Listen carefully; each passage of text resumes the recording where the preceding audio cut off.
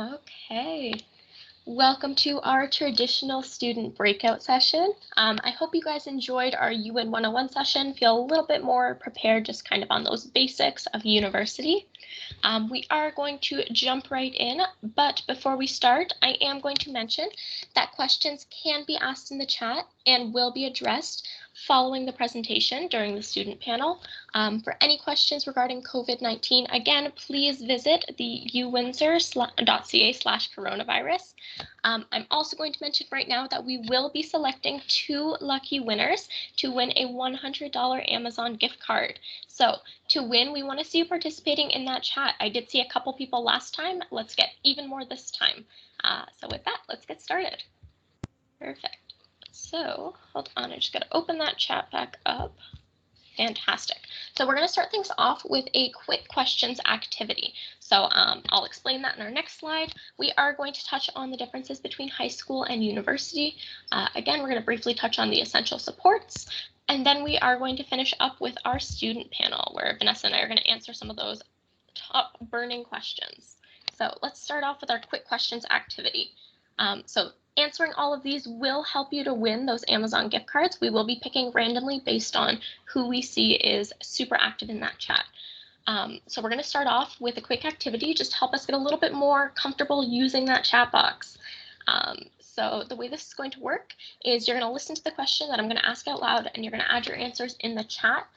Don't think about it, just like one-word answers, super quick.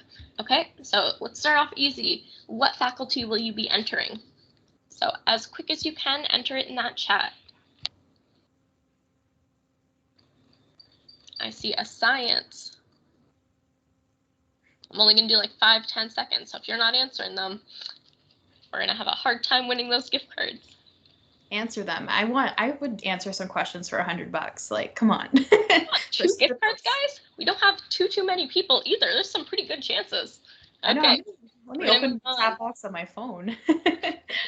Marvel versus DC, which is better? Or which do you prefer?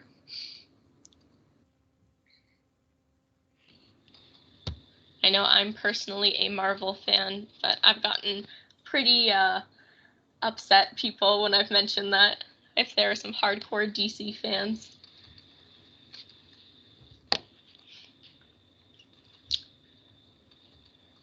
Oh, everyone must be sleeping.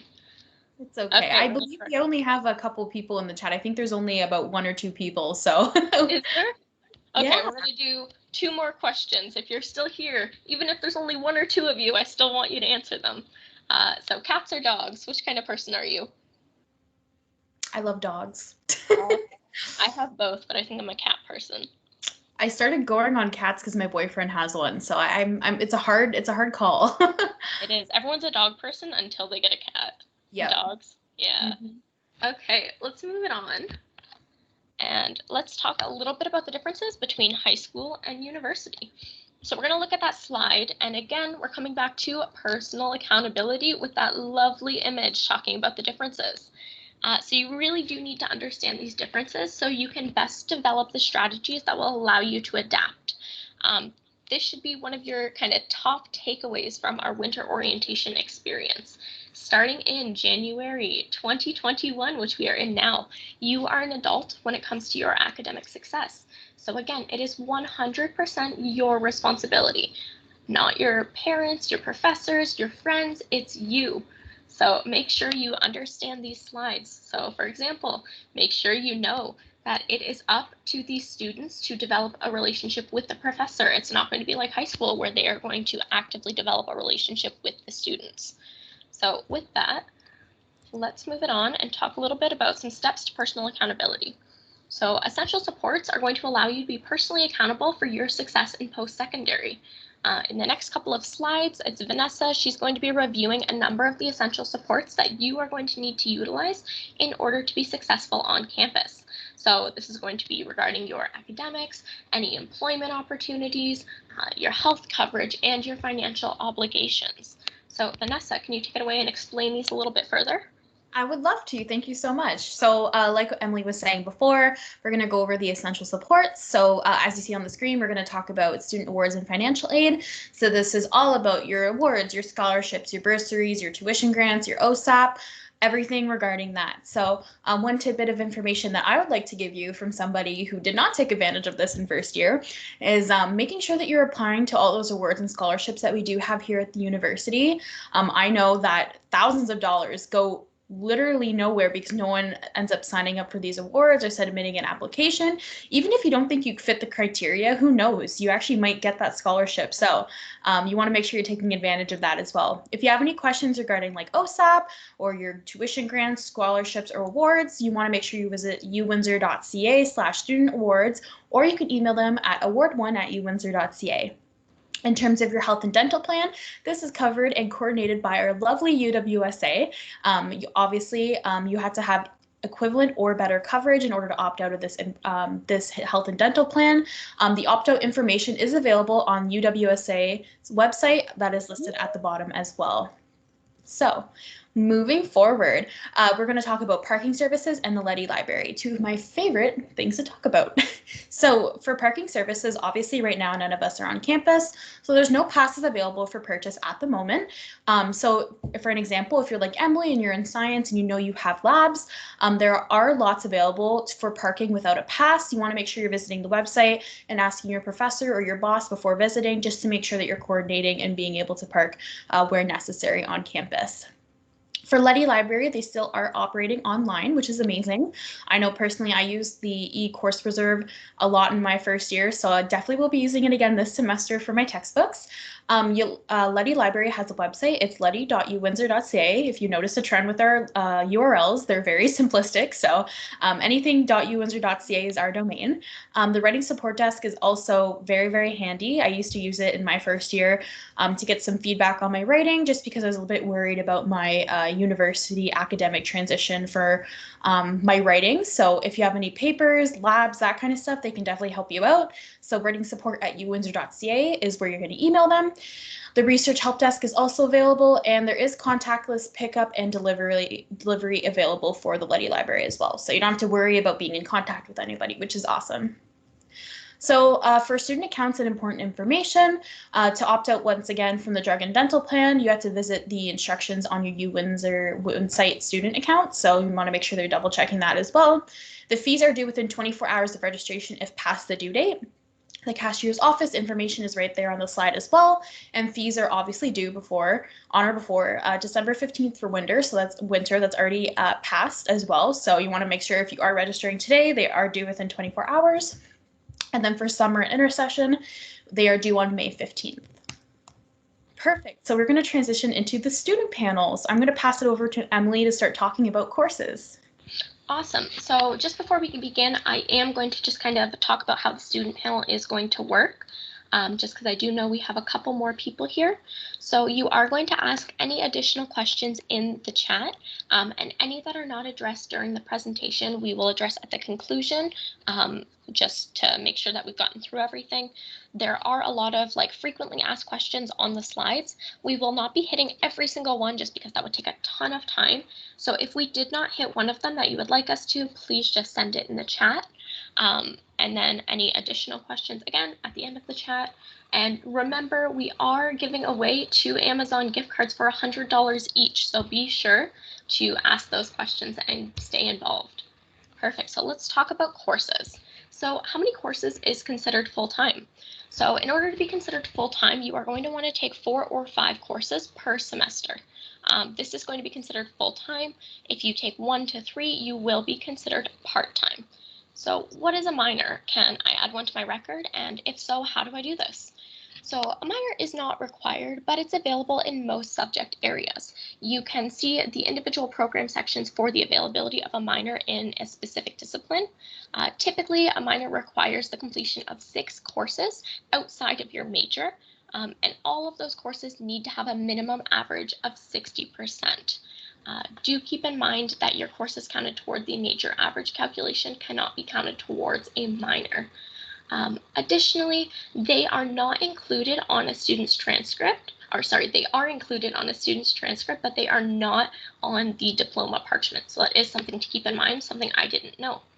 Now, last question we're going to cover for courses is if a mandatory course that you need to register in is full, what do you do? Because I know this was something I really struggled with. I needed to get into a chemistry course and it was full. What did I do? So the first thing is to add yourself to the waitlist. If you're already in 5 courses, you can use the swap function, and this will automatically drop one course that you choose and switch it with another when a spot becomes available. In addition to that, you can always email the professor and explain your situation, and sometimes they are able to kind of help you out with this. So let's move on and talk a little bit about online learning. So online learning, we are going to cover all of these questions just because it is such a new thing with the COVID-19 pandemic. So will all my classes be online in the winter semester? With the exception of a very few amount of classes, all classes will be online for the winter semester. Please consult with your professors to confirm that their courses will be conducted online. Now, what are online classes like? This is something I was super curious about even before the pandemic for distance learning. Online classes can either be synchronous or asynchronous, like I mentioned in the previous presentation. This means that they can either be delivered live, and this is you're going to meet with your professor at a specific time each week, and they will deliver the lecture just kind of like they would in person. On the other hand, they can be asynchronous.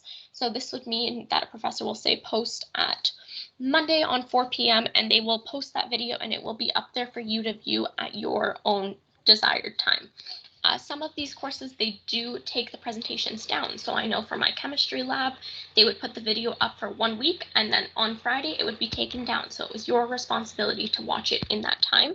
So do make sure that you have checked with your syllabus and your professor and you know whether this is the case or not. Now, how can I stay organized with online learning? This is a fantastic question with everything going on right now. So tools like agendas and calendars are an absolute necessity during online learning. At the beginning of your semester, be sure to read through all of your syllabi and write down every lab and lecture time, as long as all assignment deadlines and midterm and exam dates. Also, additionally, make sure you update these as you go on through the semester. So if a deadline is extended, be sure to write that down in your planner. I can't tell you how many times I've missed out on extra time just because I wasn't organized enough. How will my classes with the lab work? This is super important for our science, nursing, and even engineering students. As of right now, all labs are performed virtually. This may occur through videos of a professor or a teaching assistant performing the lab, and then subsequently sending you any kind of relating documents that you would be required to complete the lab. Now, how do I contact my professor if all the office hour or if everything is online? So all professors do have virtual office hours and their contact information will be on the course syllabus. So please check that out. Now, will all the support services be available online? Yes, students in online courses will have access to all of the same support services they would normally have on campus. So everything from student support services to faculty advisors to student accessibility services, the writing center, Leddy Library, the bookstore, and even more. So please check out the UWindsor website for a list of all of these and how they're currently operating. Now, how will exams work? So each professor does hold their exam just by their preferred method. So I know I've had take-home exams where you get either 24, 48, 72 hours to complete like an essay or a series of questions. But on the other hand, I've also had proctored exams. So through the use of a webcam or a microphone, they're going to watch you and it will be a timed exam.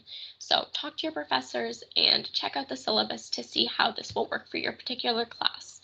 Now, what measures are in place for students that are visiting campus? If for some reason you must visit campus, like Vanessa mentioned in the previous presentation, you must download the Safe Lancer app through the App Store or Google Play and complete the self-assessment tool. This must be done every single time you visit campus, and it is only valid for 24 hours. So once you do fill this out, if it's successful, you will get a QR code. Again, it's valid for 24 hours. You may be asked to produce this or show this to staff members just to make sure you are okay to be on campus. So please make sure you do have that. Awesome. So that was a lot. Let's pass it over to Vanessa and she can talk about campus services. Thank you so much, Emily, for that information. So obviously I'm going to be talking about campus services. So first off, how do I pay my tuition? This is a great question. So when we were traditionally on campus, you'd be able to visit the office on campus in order to pay your tuition, or you'd be able to drop it off in the black drop box. But unfortunately, we aren't able to offer those services right now. But rest assured, there are different ways for you to pay your tuition. My preferred way was through my bank institution. So what I had to do, I would download the mobile banking app for CIBC, which is my personal bank. You use your account number or your student number for to add a payee for the University of Windsor, and then I would just e-transfer them essentially the money for my tuition. And it's very quick, very reliable, and I did it instantly. So that's one way for you to do it. You can mail a check. And yeah, I would really highly recommend people to visit their CIBC or their banking institution in order to fill out that information for their tuition as well. So I received a scholarship or bursary. Why does it not show on my tuition statement? So personally for me, I know in my first year, it did take some time to show on my tuition statement. My little tidbit of advice is to either pay the amount in full, and then that amount that you have left over, once you do know that you did get the scholarship or bursary, will just get transferred over to next semester. So you just have to pay the remaining. I did that to make sure that I would be covered for any late fees, because anytime you don't pay for all of the fees on your account, you will get charged late interest fees. So making sure that you're doing that and covering yourself. If you do have any questions regarding that, highly recommend you reach out to award1@uwindsor.ca in order to figure that stuff out too as well. So what are my options after I graduate? And this is the question on everyone's mind. You're not the only person just wondering that. I know I'm still trying to figure out what I want to do, and I'm in my third year. So my first piece of advice is to making sure that you're visiting a financial advisor, or not a financial advisor, a academic advisor, to making sure that you're on track on this bright road to graduate. I can't imagine the amount of times I've heard my sister's friends and my friends been like, I'm missing a course and I have to stay behind for another semester for graduation. So you want to make sure you're visiting at least once a semester or once a year to make sure that you're taking the right classes as well. Another thing that you can do is talk to your professors. That's one of the things that I like to do personally. Once you develop that kind of relationship with your professors, I like to sit down and talk to them and ask, like, what did you do? How did you figure out what you wanted to do? And even talk to your GAs and TAs. I know I'm a TA this semester for a class in FOSS, and I would love it if my students came to talk to me and be like, hey, like, what are my options after I graduate? Because I have a lot of information that I'd love to give them that I gave you guys today. So reach out to people on campus, ask, and be able to talk to an academic advisor as well.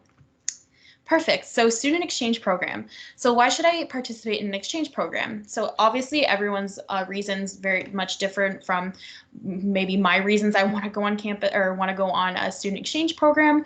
I know personally my best friend that I met throughout this job actually in the summer, he was telling me about he wanted to go because he wanted a different environment and because he wanted to work on his professional skills. So obviously that very much differs from mine. I would love to go for the experience. I love experiencing different cultures. So honestly, it's all up to you in terms of what you want to do and what you want to participate in on campus. But this is an amazing program that we do offer here at the university.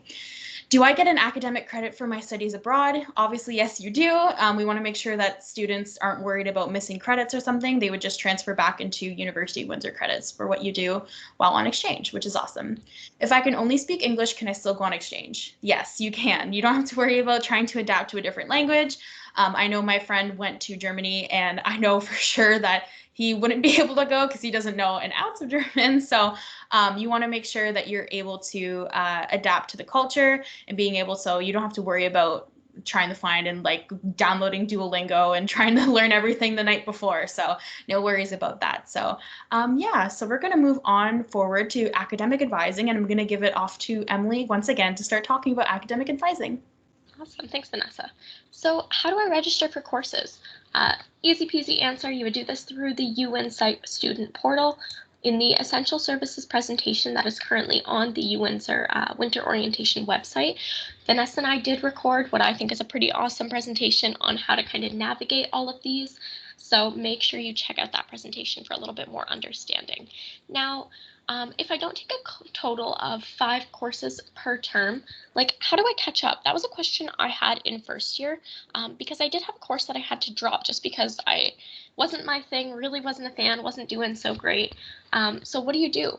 So the possibility is you can either take some summer courses to catch up, or you can stay some extra terms. And I know Vanessa did mention in the past that a lot of students end up staying 6 years, sometimes even more, to finish their degree, whether this is because they were behind on credits or they switched programs. This is totally okay. So for me personally, I took the route of the summer courses and I was able to not only catch up, but actually get ahead by taking a couple courses in the summer. So that is definitely an option for everyone. Now, what's the difference between a general and an honors degree? This is something I wondered as a science student, but the short answer, a general degree is going to be a 3-year degree, which consists of 30 courses, whereas a 4-year degree is going to be 40 courses. In order to graduate with an honors differentiation, and able to graduate with the honors differentiation in the 4-year program, you will need the major of 70 average. So that's kind of the biggest difference there. So it's going to be the length of time of the program as well as the average. So that was something I was curious about. And something I actually learned was if you say you're in the honors program, but you don't hit that average, you still do get to graduate with that degree. So that is kind of interesting, just without the honors portion. So let's move on and talk to residence. Now, I actually did stay in residence, so I do have a little bit more of an in-depth background on this. So let's talk about it. How noisy is it? So residence is only going to be as noisy as you want it to be or allow it to be. So quiet hours will be from 11 p.m. to 8 a.m. on all weeknights, and then from 1 a.m. to 10 a.m. on weekends. The rest of the time is what we consider courtesy hours. So this means that you're going to be expected to respect your neighbors who might still be sleeping or studying, but you can still kind of, be chit-chatting with your roommate if you have one. During exams, there are 23-hour quiet hours in advance or in effect, so make sure you do respect those. Now, can a first-year student have a single room? Because of the COVID-19 pandemic, all bedrooms are currently single rooms, and you will be sharing a bathroom with one other person. So you'll either be assigned to Alumni Hall or Cartier Hall for the winter 2021 semester. So that is something to keep in mind. Personally, I stayed in Alumni, and I loved my time there, so something to keep in mind. Now, can I have friends or guests over?